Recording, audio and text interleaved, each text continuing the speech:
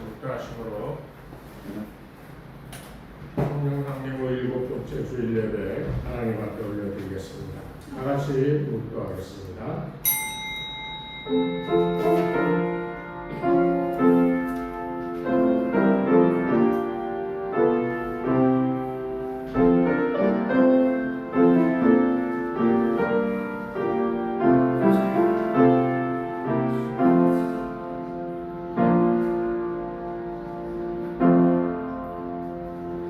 거룩하신 하나님 아버지, 거룩한 주일 하나님과 만나보자 약속한 장소, 약속한 시간에 저희들이 나와 머리 숙여 싸우니 우리가 세상에서 어떻게 살았든 불쌍히 여겨주셔서 우리의 힘과 능력이 되시는 아버지 하나님 거룩한 손으로 우리를 온전케 되어지게 하는 복된 시간 되게 도와주시옵소서.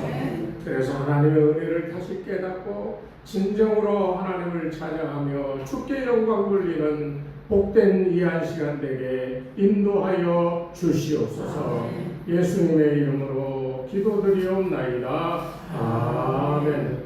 찬송가 성경 2장입니다.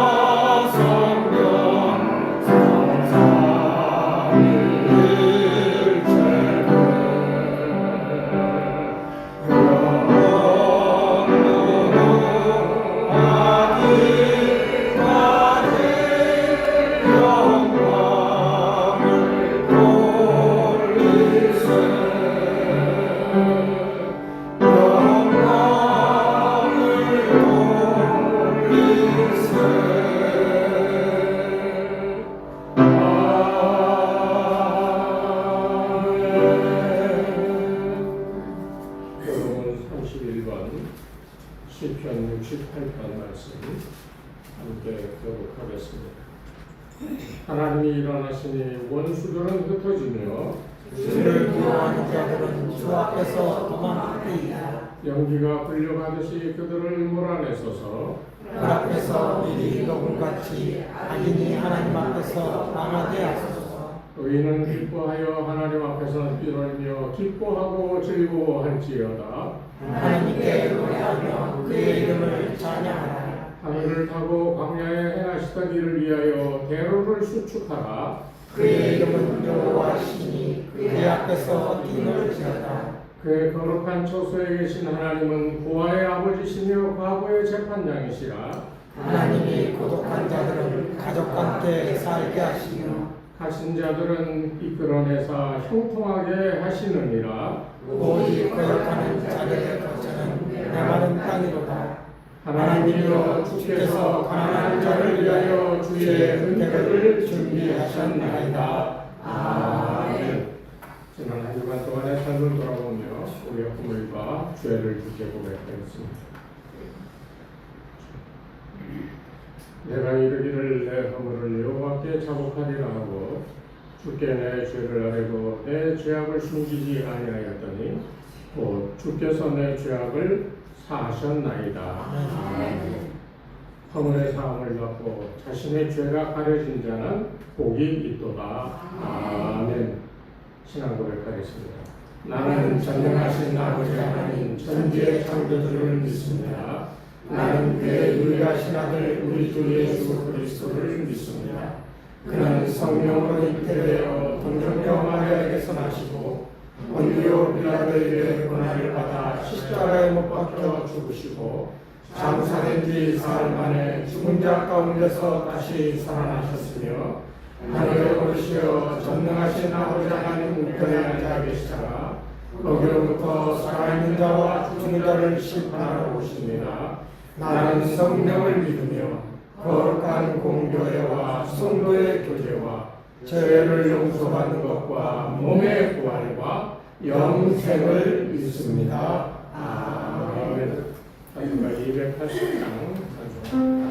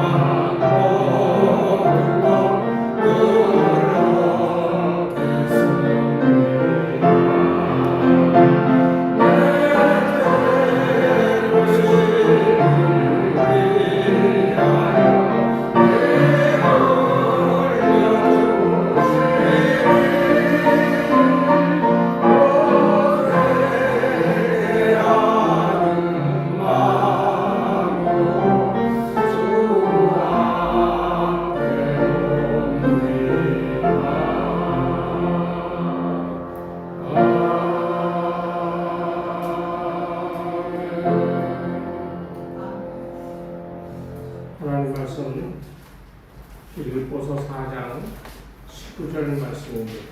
한 절입니다. 천천히 또박또박 한 목소리로 함께 봉독합니다. 나의 하나님이 그리스도 예수 안에서 영광 가운데 그 풍성한 대로 너희 모든 쓸 것을 채우시리라. 아멘. 할렐루야. 우리 주님의 은혜와 평강이 여러분과 늘 함께 하시기를 주 이름으로 축복합니다. 오늘 저는 많은 얘기를 안 하고요. 중요한 거 한 가지만을 얘기하려고 그러는데 여러분이 이걸 좀 마음속 깊이 새겨들었으면 좋겠어요. 우리가 신앙생활하는데 많은 것을 아는 것이 중요합니다.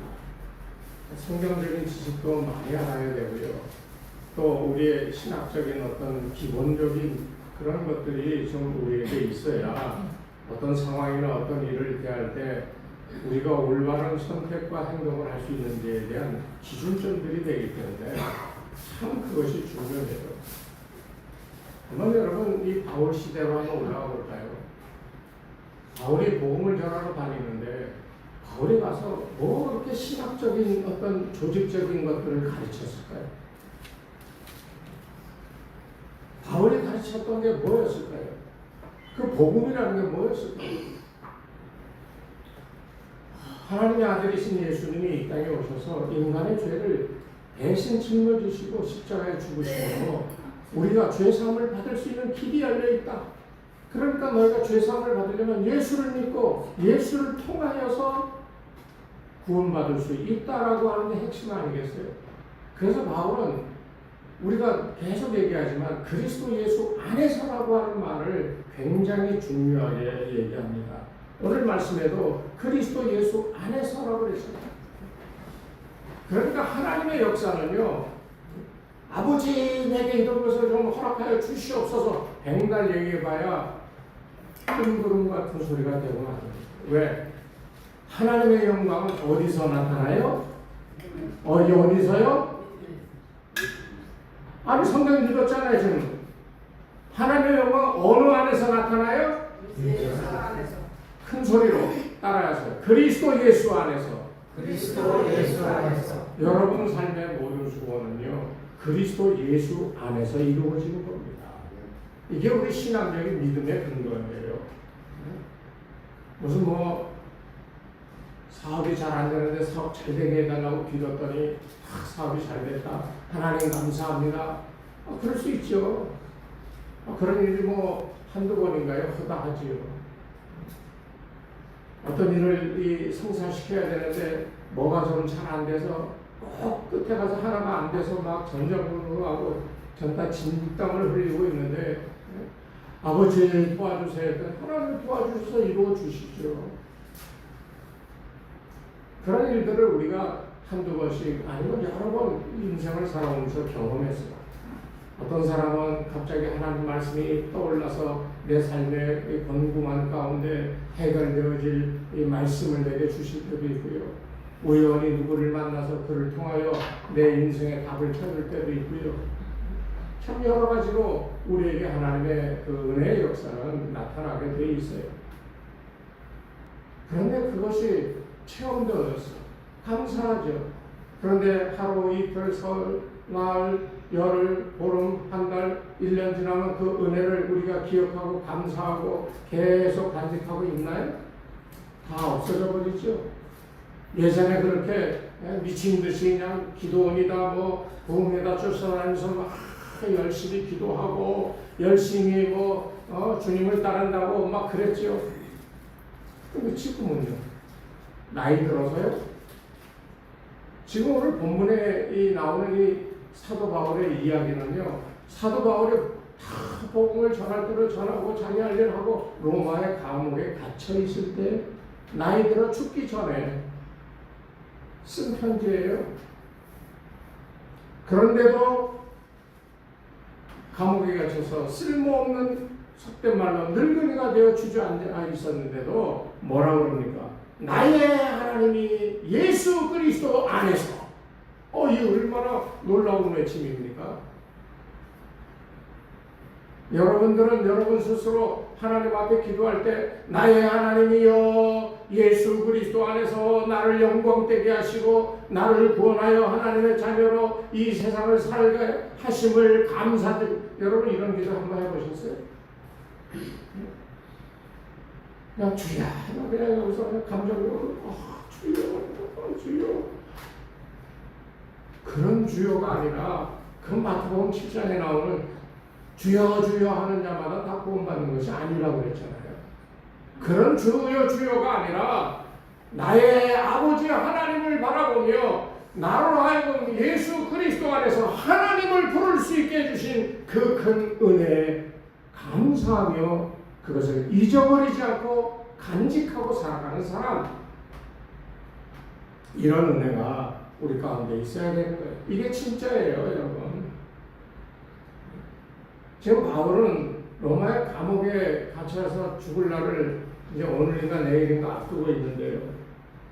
그 어려운 감옥 생활에 이 빌립보 교인들이 헌금을 해서 바울을 도와줬어요.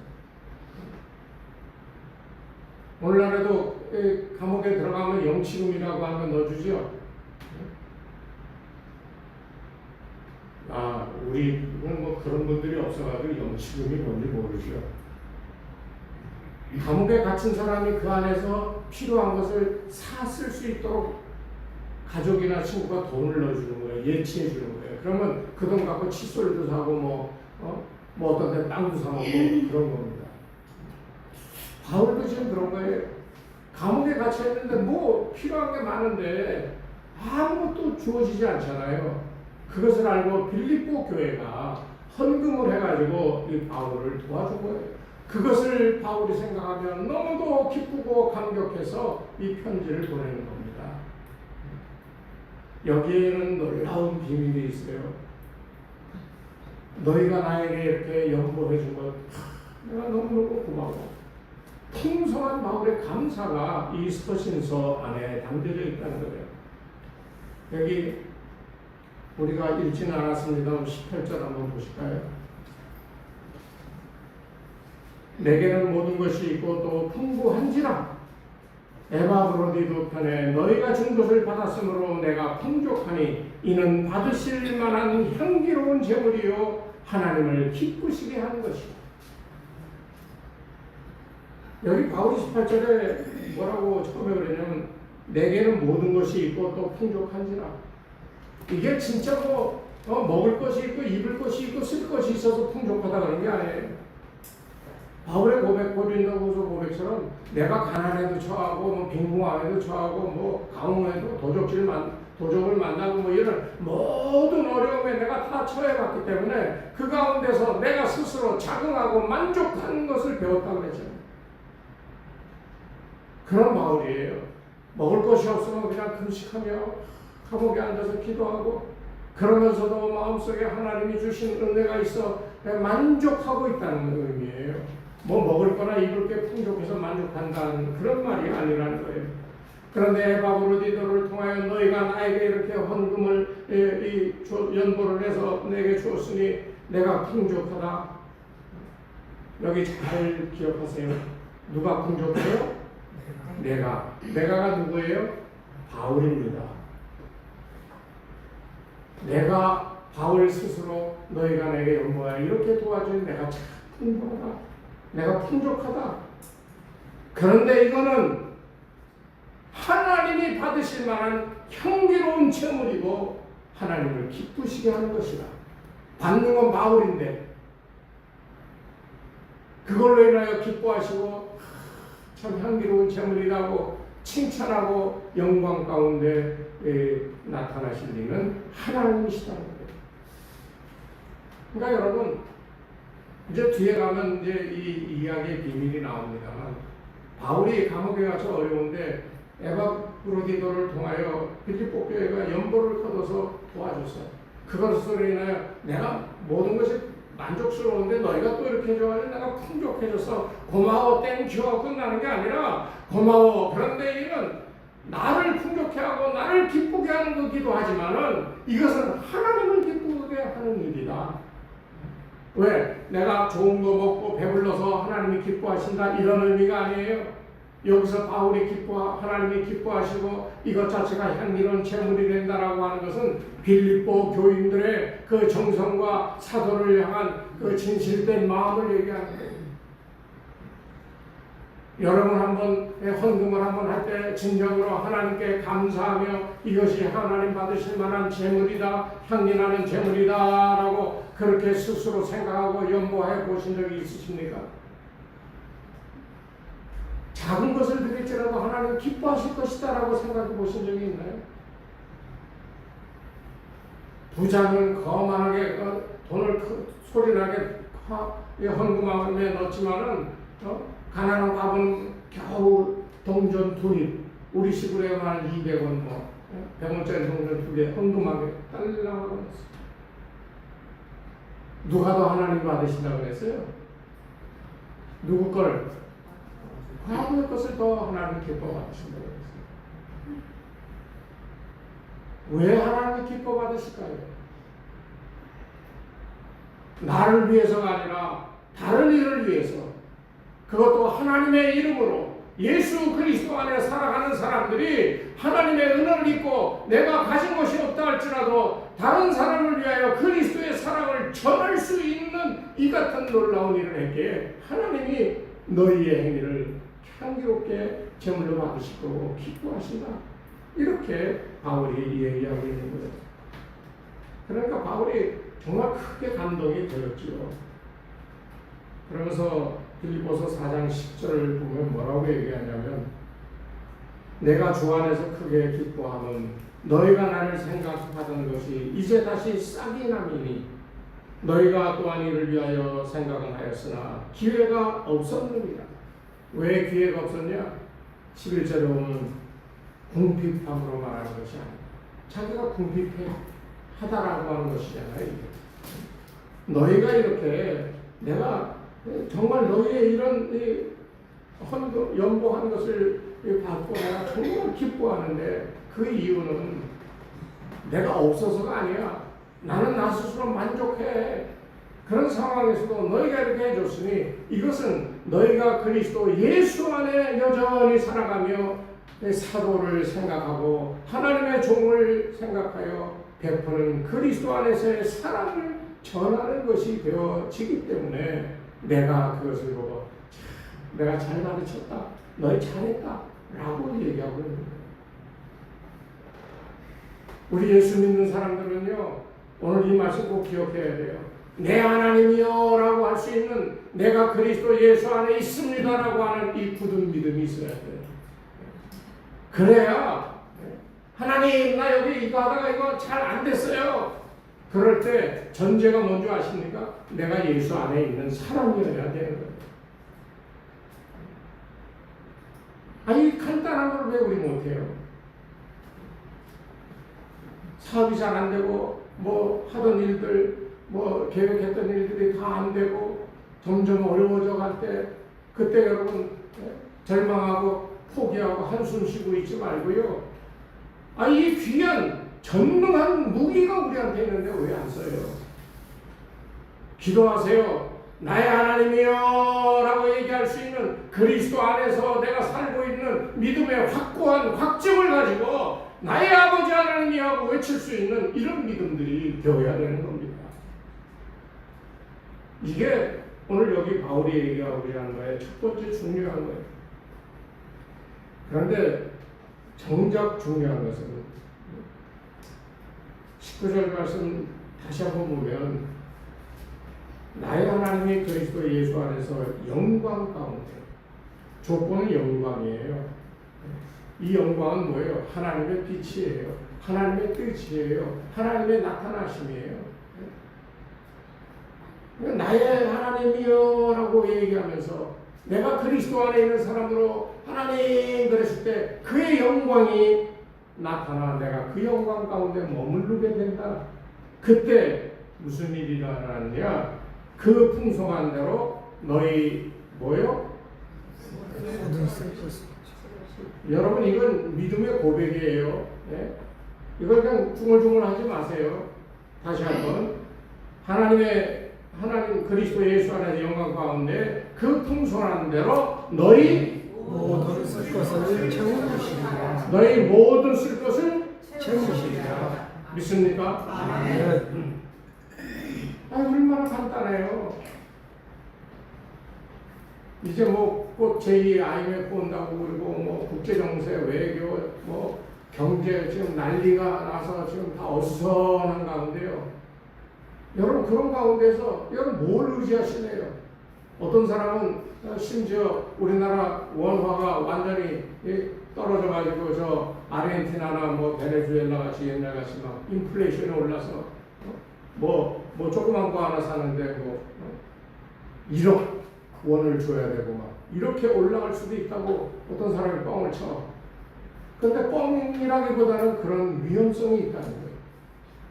왜? 지금 관세가 뭐 엄청나게 지금 이제 8월 1일이니까 얼마 안 남았죠. 그 전에 빨리 타결이 돼야 되는데 이게 안 되면요. 관세 25% 붙인다 그러면 25%만 붙는 게 아니야. 철강 제품에 원래 부과되는 이 관세가 10%라 그러면 거기에 25%가 더 하는 거예요. 예? 그럼 100만 원에 수출하는 거를 우리 135만 원을 주고 파는 거예요. 근데 일본 같은 경우는 그걸 깎아줬어. 15%로. 그럼 그건 115만 원에 파는 거예요. 똑같은 제품을. 어느 걸 사겠어요? 우리 현대자동차 잘 만들어가지고 갔는데 관세에다 25%까지 더 해가지고 100만 원짜리 차를 내놓는데 우리는 135만 원에 내놔. 근데 일본은 115만 원에 내놔. 똑같은 차라면 누구 차를 사겠습니까?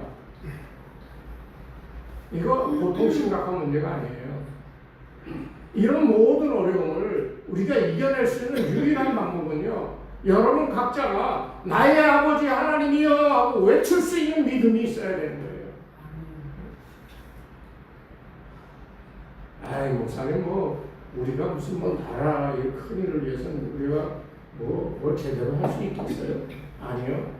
의인 한 사람이라도 끝까지 있어서 하나님을 부르면 구원하시는 거예요. 아브라함이 롯을 구하기 위해서 소돔 고모라 갔을 때 사자들이 나타났잖아요. 어디 가십니까? 저 소돔 고모라 성을 멸망시키러 간다고 했을 때 뭐라고 그래요? 자기 롯과 가족들이 있으니까 거기 50명만이라도 의인이 있으면 살려주시겠습니까? 그래서 그래. 근데 자신이 없잖아요. 점점 내려가. 10명이라도 의인이 있으면 살려주시겠습니까? 그래. 10명이 있었어요? 없었어요. 그 롯의 가족만 구원받았어요. 왜? 하나님이 택한 사람들이기 때문에. 오늘 우리는 이것을 기억해야 돼요. 하나님이 저와 여러분을 택하였어. 택함을 받아서 야 너 일로 와 여기서부터 이렇게 살아야 돼 하고 마치 우리를 불러서 어떤 기관에 우리를 집어넣고 거기서 교육을 받고 그 교육받은 대로 앞으로 사회에 나가서 그 능력을 가지고 사용하며 살아가게 우리를 그렇게 만들어 주는데 교육 받았는데 나가서 교육받은 대로 안 하면 어떻게 되겠어요?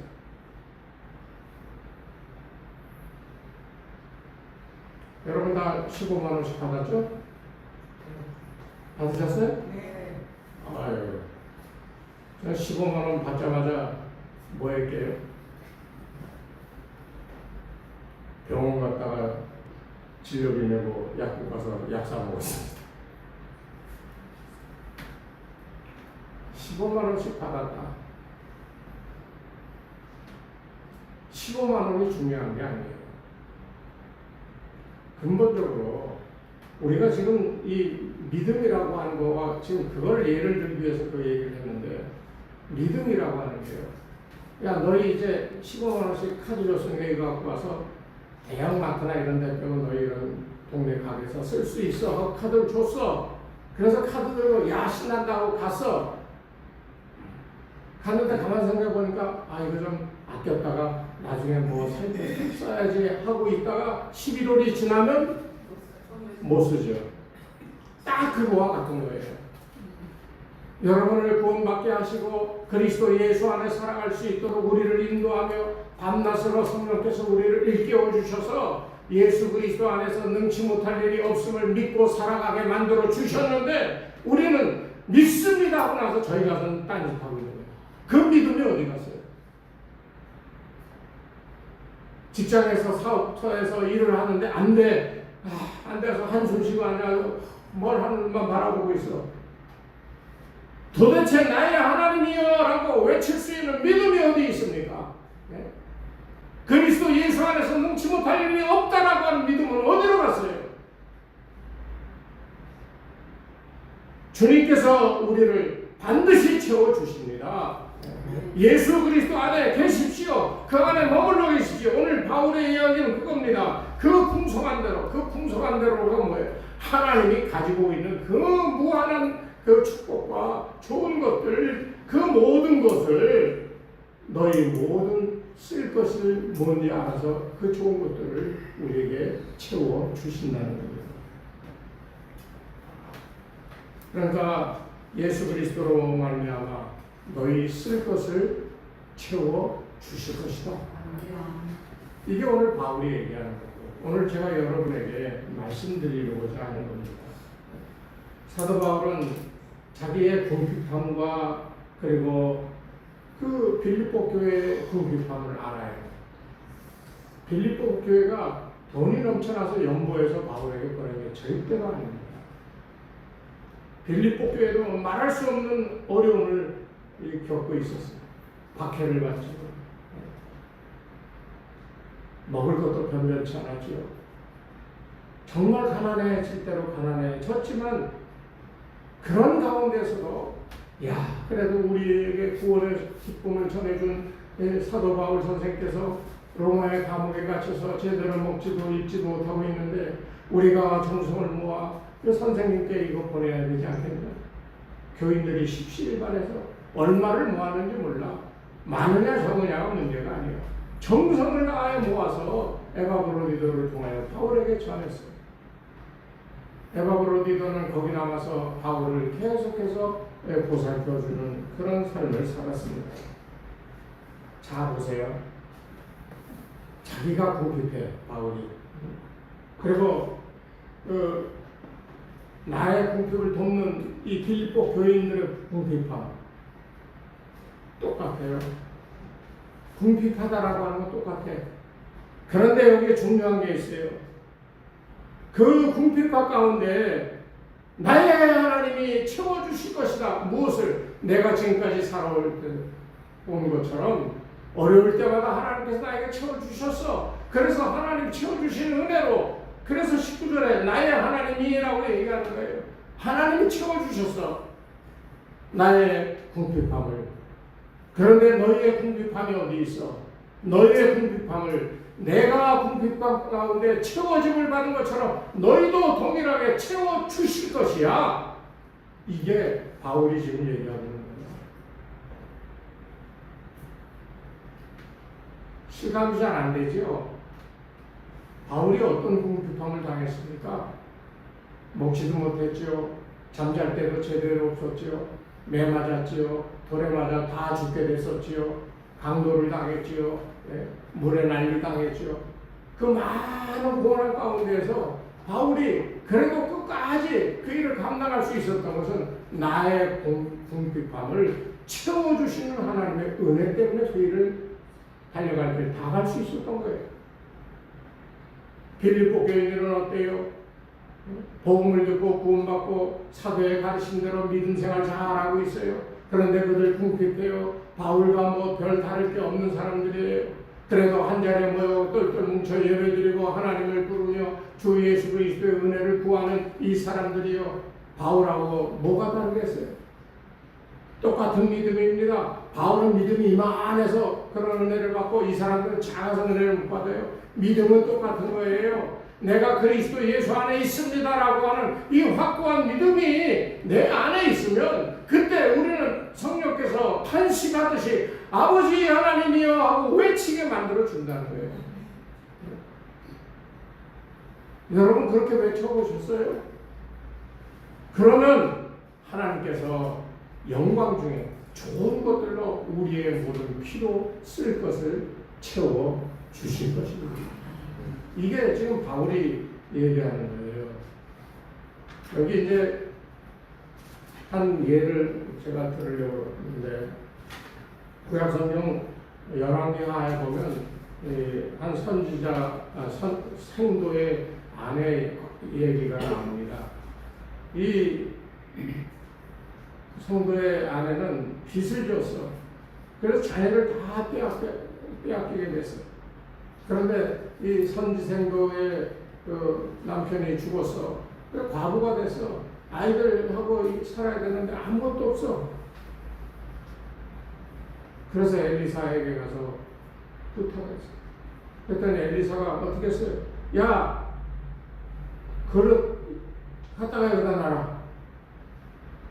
그랬더니 이웃집에 가서 그릇을 병이며 그런 걸 다 빌려다 쫙 놨어. 그랬더니 엘리사가 기적을 일으켰는데 어떻게 됐어요? 그 모든 그릇에 기름이 채워졌어요. 그래서 더 이상 궁핍하게 살지 않아도 되는 그런 장면이 연출됐다는 거예요. 저는 오늘 여러분들에게 그와 똑같은 얘기를 하고 싶어요. 여러분의 빈 그릇을 가져다 놓으십시오. 하나님 앞에 가져다 놓으십시오. 모든 쓸 것을 일렬로 세워 쭉 늘어놓으세요. 이것은 우리의 건강을 위한 그릇, 이것은 우리의 사업을 위한 그릇, 이건 자녀를 위한 그릇, 이것은 우리 가족의 안전과 건강을 위한 그릇. 여러분이 당하고 있는 삶의 어려움들, 그런 이 어려움의 그릇을 쭉 놓으십시오. 그리고 나의 아버지 하나님이여 하고 외치며 내가 예수 그리스도 안에 있어 하나님의 영광이 나에게 임하여 채워주실 줄로 믿습니다 하고 그릇들을 늘어놓으시면 그릇이 반드시 채워질 줄로 믿습니다. 이거 성경 이야기예요. 제 이야기가 아니에요.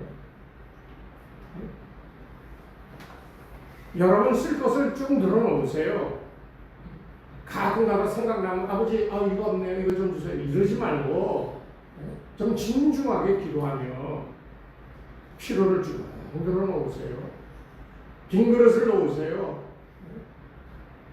뭐 자기 딴엔 이래저래 하는 그런 거 담아놓지 말고 다 비워놓고 하나님이 채워주신 것을 가득 찰 수 있도록 그 빈 그릇들을 쭉 세워 놓으시기를 바랍니다.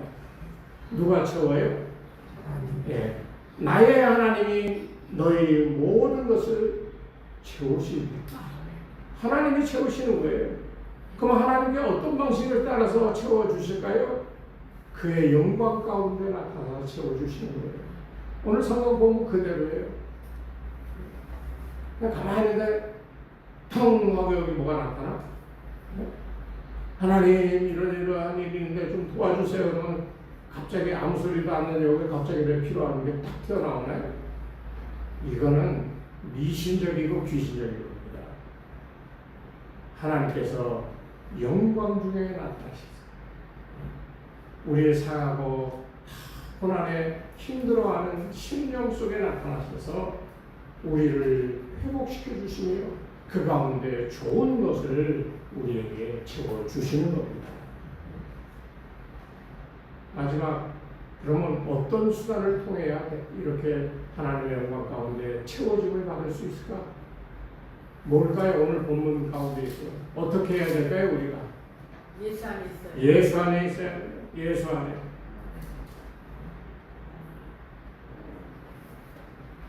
한번 우리 같이 한번 따라해 보실까요? 그리스도 예수 안에서. 그리스도 예수 안에서. 누가 그리스도라고 그래? 그리스도가 아니라 그리스도. 그리스도 예수 안에서. 시작. 그리스도 예수 안에서. 믿음이 그리스도 예수 안에서. 그리스도 예수 안에서 확실하게 오늘 하나님의 영광 가운데 나타나신 그분이 예수 그리스도 안에 있는 여러분들에게 모든 필요를 채워주실 줄로 믿습니다. 아멘. 이 믿음 가지고 살아가시는 여러분들 되시기를 주의 이름으로 축원합니다. 아멘. 거룩하신 하나님 감사합니다.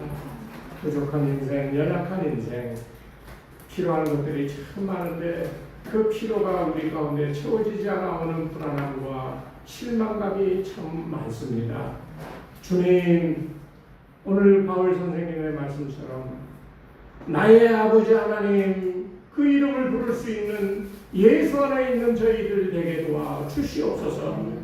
그래서 울부짖을 때마다 영광 가운데 나타나셔서 우리의 모든 쓸 것을 채워주시는 귀한 역사가 매일매일의 삶 속에 우리 가운데 나타날 수 있도록 역사하여 주시옵소서.